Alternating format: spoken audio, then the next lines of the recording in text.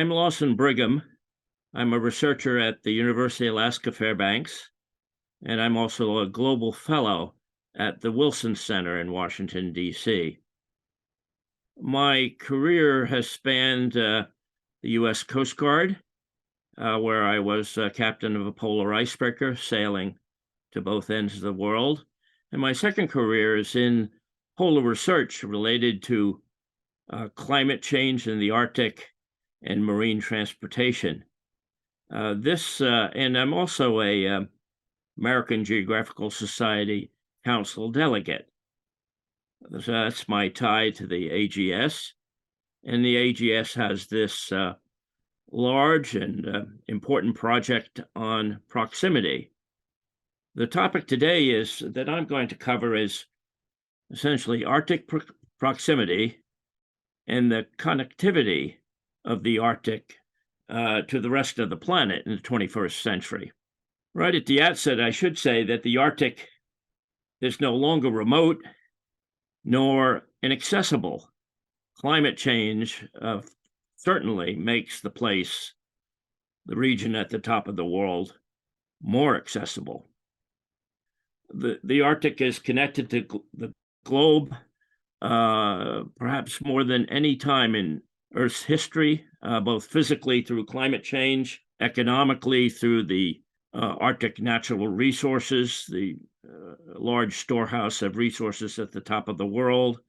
It's connected socially with social networks, and it's connected geopolitically with the 8 Arctic states around the periphery of the Arctic basin, and also many non-Arctic states looking for the resources, looking to play and have influence at the top of the world.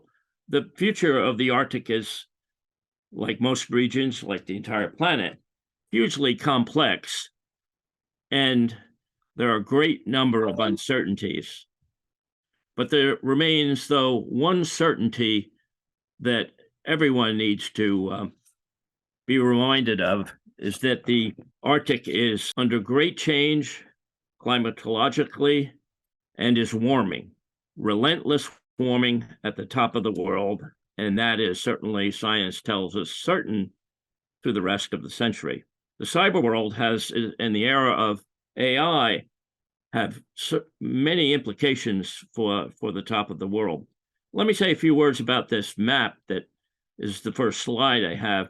Around the periphery, you see the land, the terrestrial part of the Arctic. It's summertime, and all of that information has come from satellite remote sensors showing the vegetation, showing the patterns of in the summertime without the snow cover and the ice cover. But you do see some ice around the periphery, the Greenland ice cap, the glaciers on some of the islands in the Canadian Arctic, Svalbard, and in the Russian Arctic.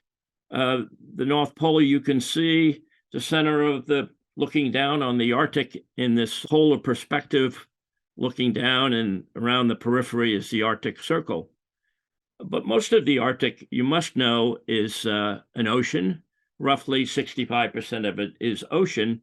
And in this map, the bathymetric map of the Arctic Ocean, the sea ice is stripped away, and we can see the data. We can see the patterns of depths around the basin. On the right-hand side, the wide continental shelves of the Arctic Ocean, and in the deep center of the Arctic Ocean, near the North Pole, which is about 4,000 meters deep, equivalent to roughly 2 more nautical miles down.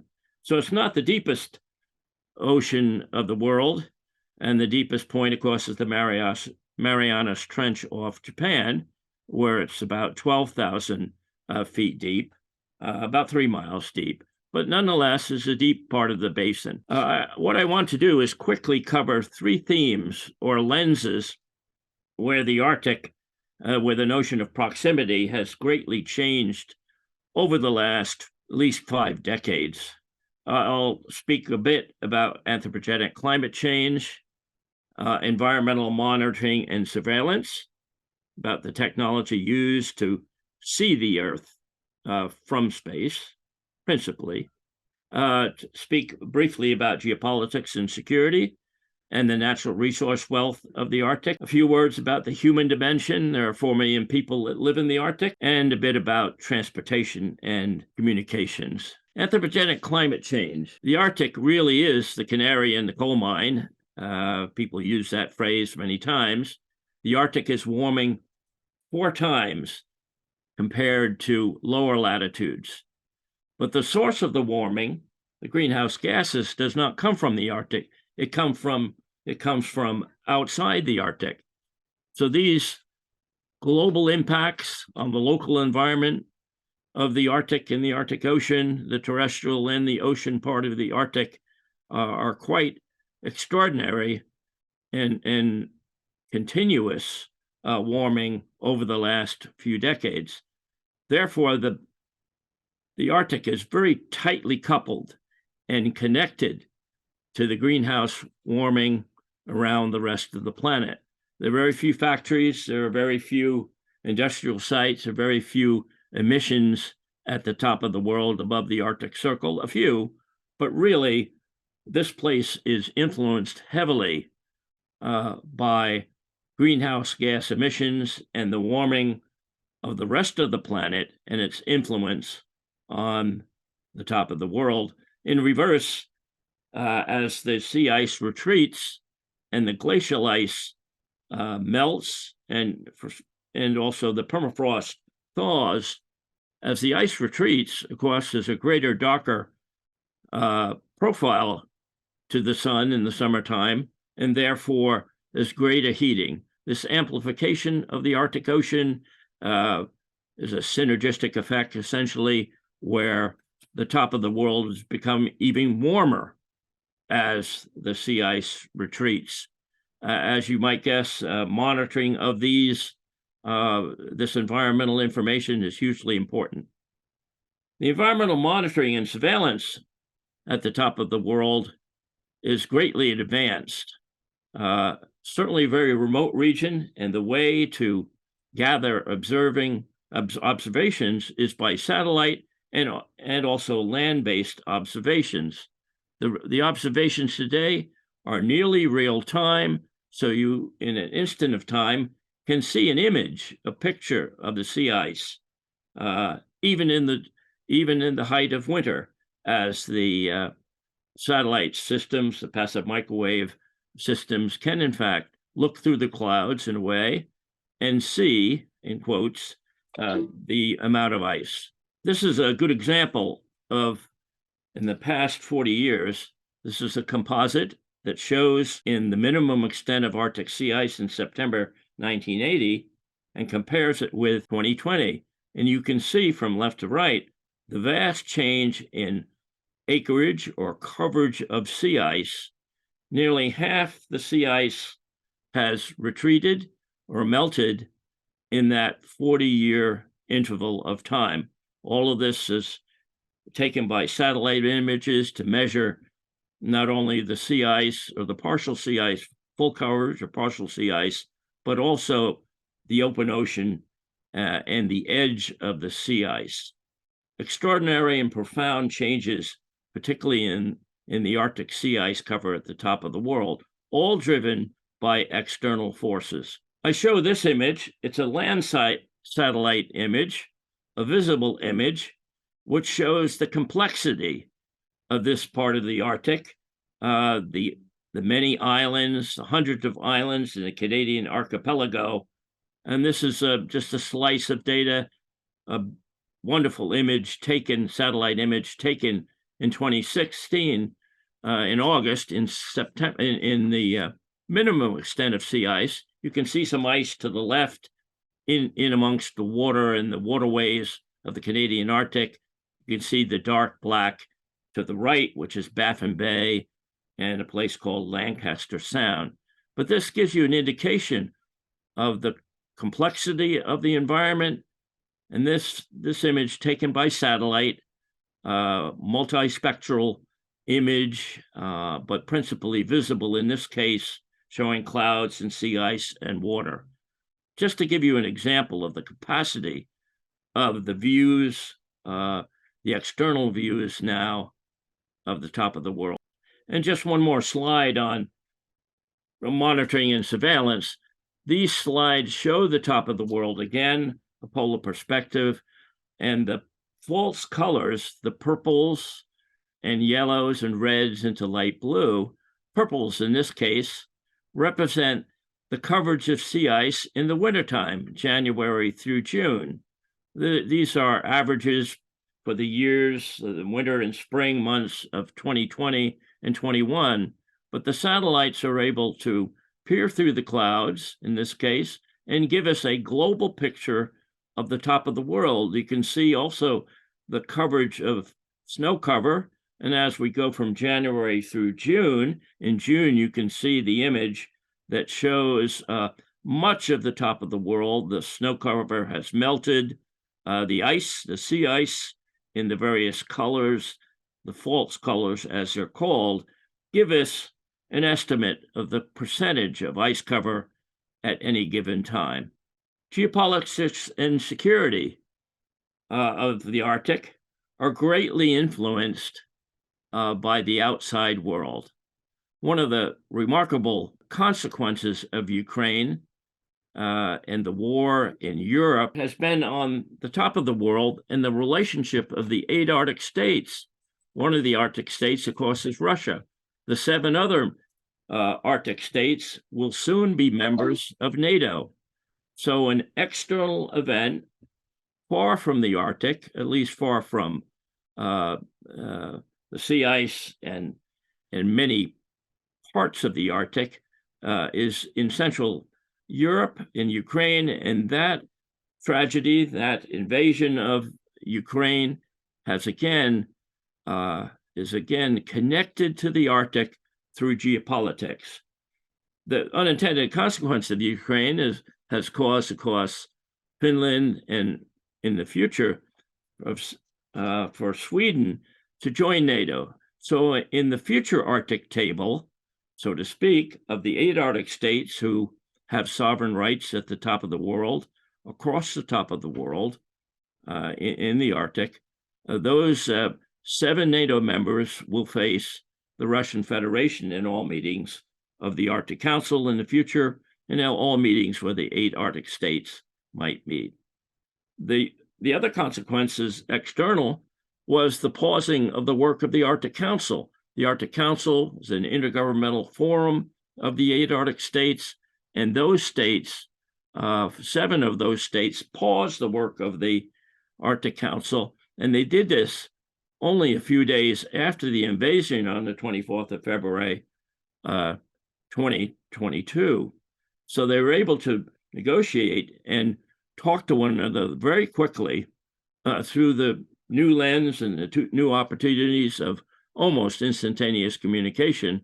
The diplomats were able to agree on pausing the work of the Arctic Council at the time of the invasion of Russia, of Ukraine by Russia. There are new security concerns about the use of cyber warfare all around the planet, but particularly in the Arctic because of its remoteness. The natural resource wealth of the Arctic is also connected in many ways through greater accessibility at the top of the world, and also because of its proximity, the Arctic's proximity to this resource wealth. The intriguing issue is that these new mines, these new resources, these new development projects are very closely tied to global commodities markets, and the speed, the extraordinary speed of financial and commodity market information. So that's a new influence over developments at the top of the world. The Arctic also represents potentially, plausibly, a future source of fresh water. And not to be dismissed is the future of autonomous operations in the development of these resources. I show this map. It is a map of the 2011 agreement of the Arctic states on the practical issue of search and rescue at the top of the world. But it's a useful map to show the layout, so to speak, the geospatial relationship of the Arctic states, in this case, through the areas where the 8 countries have agreed to be the principal conductor of search and rescue, the coordinator essentially, in their little or small or large regions of the top of the world. You can see Finland and Sweden squeezed in on the upper right, and the wide swath of the Russian Federation and its area of responsibility. Canada has a wide swath, the United States with Alaska and on into the Pacific. And you can see for Denmark, Iceland, and Norway, their areas of responsibility. These are the 8 Arctic states who have sovereign responsibility at the top of the world.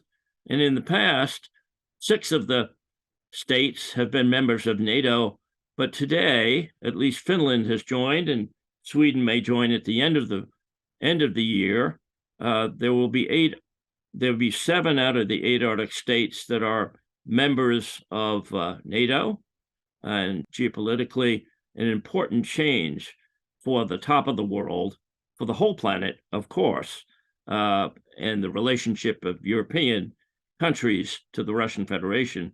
But for the Arctic, again, it's an unintended consequence, an external driving force, so to speak, geopolitical in this case, that has established a new relationship for the top of the world, all done externally, but it does show how, at least geopolitically, the top of the world is connected, in this case, to military security issues in the rest of the planet. Just an image from 2007. Again, this is a picture of Dr. Chilangarov of the Russian Federation, who took 2 submersibles down to the seabed at the top of the world.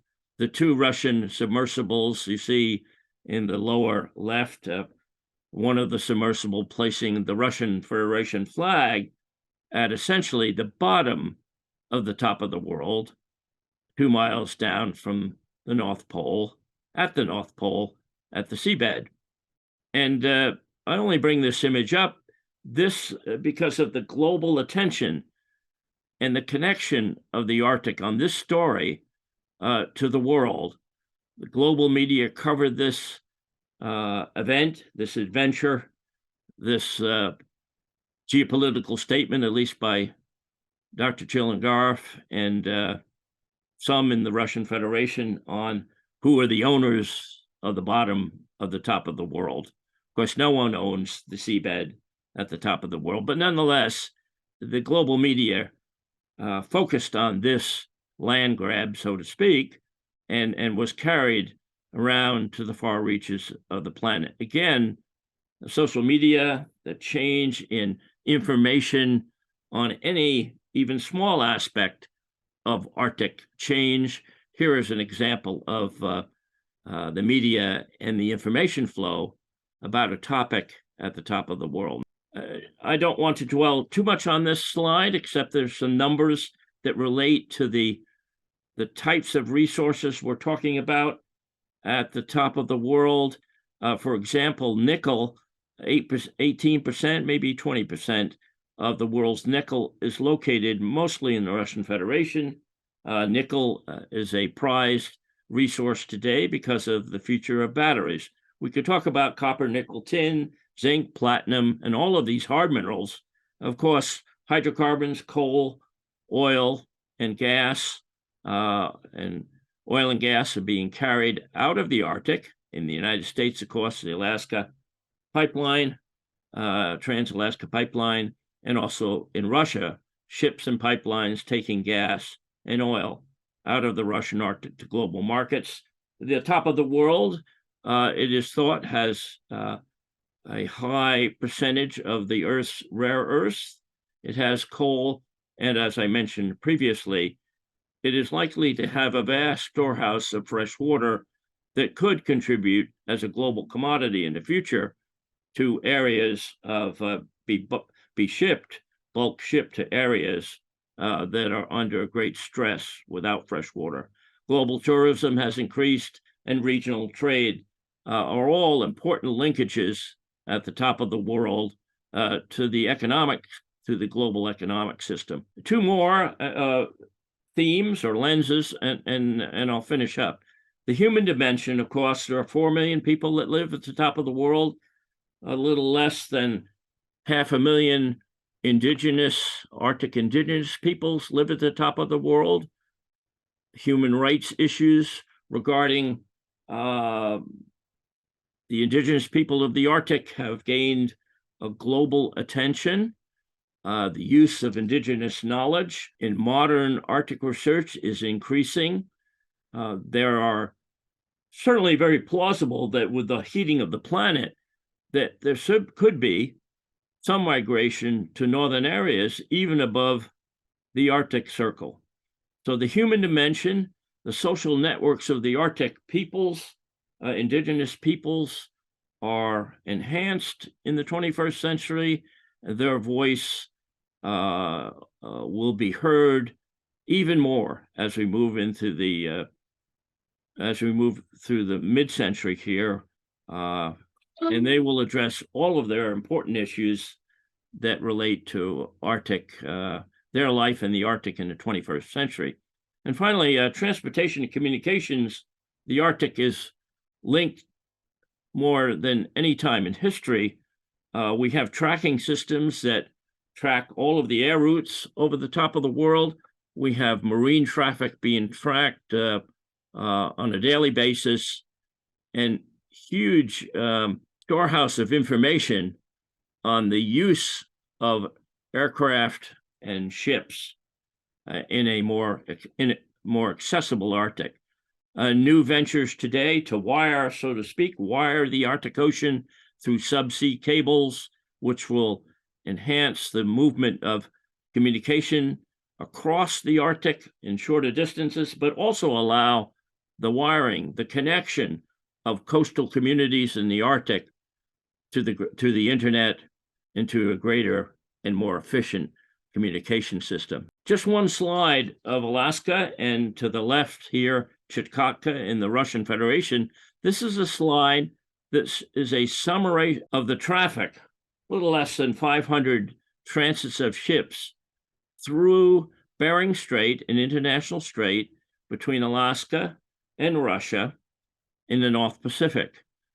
These vessels are tracked by something called the Automatic Identification System. They have transmitters on these ships, and land-based receivers and also satellite receivers are able to interrogate the transmission of the ship and locate the ship exactly. The International Maritime Organization, a UN body, has regulated and mandated to have these systems aboard for ships over 300 tons and all passenger vessels. There are some mandates for fishing vessels around the US and in other countries, but the different colors represent the different transits and the different types of ships. You can see on the US side, tugs and barges, a few tankers, but on the Russian side, indicating essentially an increase of commercial traffic around and through Bering Strait to the Russian Arctic. The example just provides a sense for the connectivity, in this case, for traffic, marine traffic, increasing as the sea ice retreats, but increasing as commercial development occurs at the top of the world. And this is my final slide and a few summary comments. Certainly, there's a new meaning for Arctic proximity in almost every dimension, and there's historic connectivity of the entire Arctic, the entire space of the Arctic to the globe, through climate, through resources, through social networks, through communication and transport systems, and more. It is remarkable today that the top of the world remains the most peaceful place on Earth, along with the Antarctic. And I suggest that it's very plausible that this new proximity and the greater connectivity of the Arctic to the rest of the planet will maintain and maybe even enhance stability of the region and cooperation among the states and the peoples at the top of the world. Thank you.